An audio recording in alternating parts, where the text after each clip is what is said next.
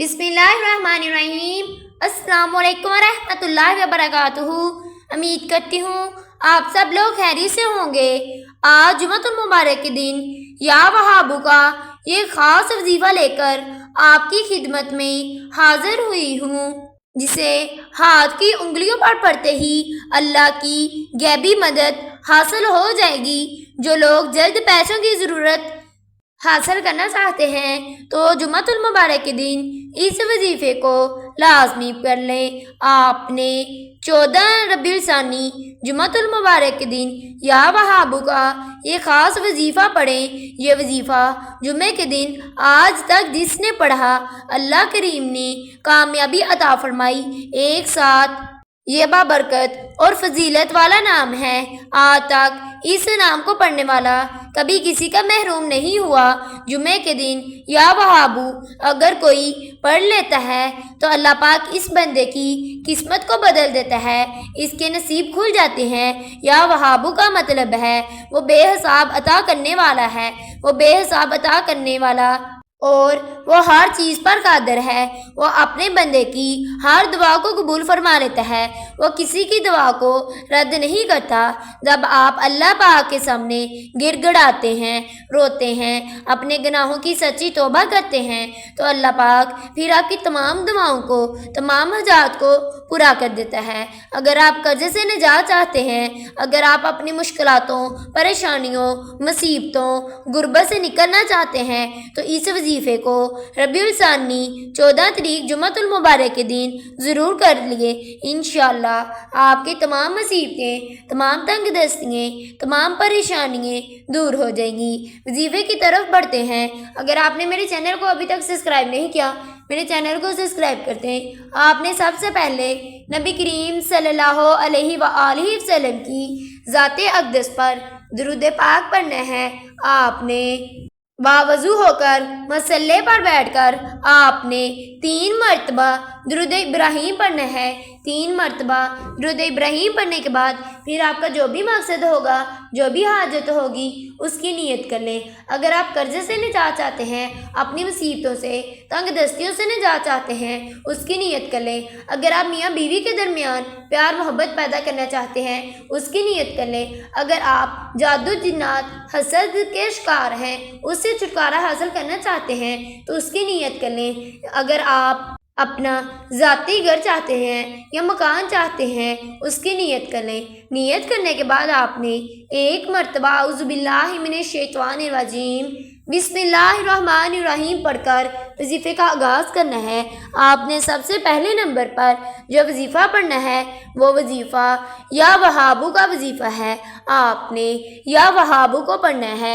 या वहाबू को पढ़कर रब्बे करीम को राज़ी करना है और अपनी तमाम दुआओं को, तमाम हाजात को पूरा फरमाना है और अल्लाह पाक की तमाम फजीलतों से और बरकतों से माला माल हो जाना है। आपने या वहाबू को कैसे और किस तरह पढ़ना है?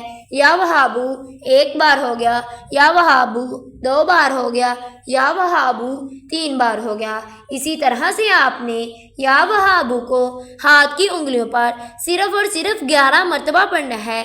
या वहाबू को आपने 11 मरतबा पढ़ना है और अल्लाह पाक फरिश्तों से हुक्म देंगे, जाओ इस बंदे की तमाम दुआओं को, तमाम हाजात को पूरा कर दो। आपने जायज़ कामों के लिए या वहाबू को पढ़ना है। याद रखें, आप जब ये वजीफ़ा कर रहे होंगे आपने किसी से कोई बातचीत नहीं करनी, वरना आपका ये अमल ज़ाया हो जाएगा। आपने 11 मरतबा या वहाबू को पढ़ने के बाद फिर आपने दूसरे नंबर पर एक सूरत को पढ़ना है। वो सूरत मुश्किल कुशा सूरत भी कहा जाता है। इससे नज़रबद, हसद, जादू, जिन्नात सब ख़त्म हो जाते हैं।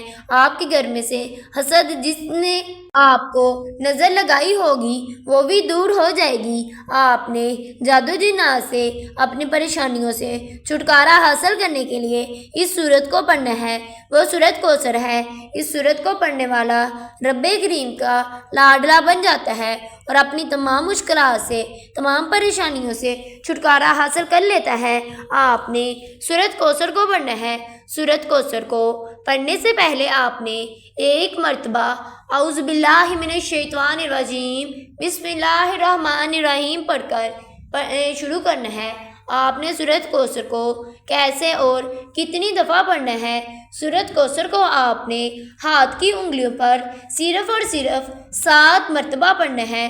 سورۃ کوثر کو آپ نے 7 مرتبہ پڑھنا ہے۔ 7 مرتبہ سورۃ کوثر کو پڑھنے کے بعد پھر تیسرا اور آخری وظیفہ، آخر پر آپ نے کون سا وظیفہ پڑھنا ہے؟ وہ وظیفہ آپ نے اللہ پاک کا شکر ادا کرنا ہے۔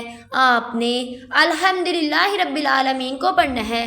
جب آپ الحمدللہ رب العالمین کو پڑھ کر رب کریم کا شکر ادا کریں گے تو اللہ پاک آپ سے راضی ہو جائے گا اور آپ کی ہر دعاؤں کو، ہر حاجات کو پورا کر دے گا۔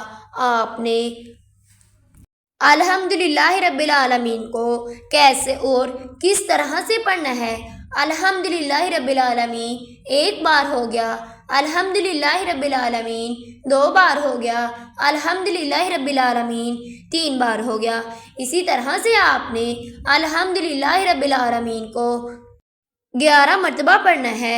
11 مرتبہ پڑھ کر آپ نے اللہ پاک کا شکر ادا کرنا ہے اور اپنی تمام دعاؤں کو، تمام حاجات کو پورا فرمانا ہے۔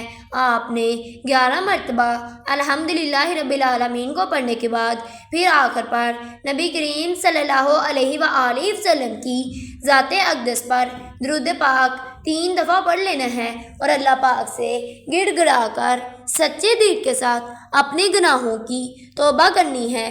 آپ نے اپنے کبیرہ اور صغیرہ گناہوں کی توبہ کرنی ہے۔ یاد رکھیں، آپ نے اس عمل کو کرتے دوران کسی سے کوئی بات چیت نہیں کرنی۔ آپ نے تنہائی میں بیٹھ کر اس وظیفے کو پڑھنا ہے۔ جب آپ تنہائی میں بیٹھ کر کوئی عمل یا وظیفہ کرتے ہیں تو اللہ پاک آپ کی تمام دعاؤں کو قبول فرما لیتا ہے۔ میری اللہ پاک سے دعا ہے کہ اللہ پاک ہم سب کی تمام مصیبتوں کو، تمام تنگ دستیوں کو دور کر دے۔ اللہ پاک جن میرے بہن بھائیوں کے اوپر قرض ہے ان سب کو قرض سے نجات عطا فرما دے۔ اللہ پاک جن میری بہنوں کے پاس اولاد نہیں ہے اللہ پاک انہیں اولاد کی نعمت سے نواز دے۔ آمین۔ اگر آپ نے میرے چینل کو سبسکرائب نہیں کیا، میرے چینل کو سبسکرائب کر دیں۔ اللہ حافظ۔